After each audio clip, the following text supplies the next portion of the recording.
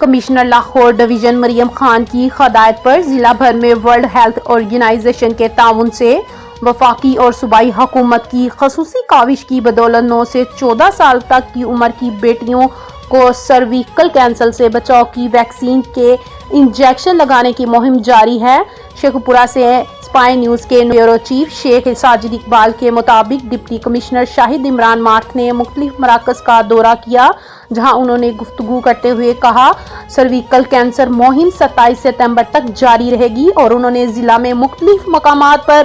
Cervical cancer مہم کے سلسلے میں لگائے گئے کیمپس پر انتظامات کا جائزہ لیا۔ انہوں نے کہا ضلع شیخ پورہ کی 2,54,000 بیٹیوں کو یہ ویکسین لگائی جا رہی ہے تاکہ وہ مستقبل میں اس بیماری سے محفوظ رہ سکیں۔ والدین سے اپیل ہے کہ وہ ویکسین اپنی بیٹیوں کو لازمی لگوائیں۔ ڈپٹی کمشنر شاہد عمران ماٹھ نے کہا سرویکل کینسر کے کوئی مضر اثرات نہیں ہیں اور یہ دنیا کے 100 سے زائد ممالک میں لگائی جا چکی ہے۔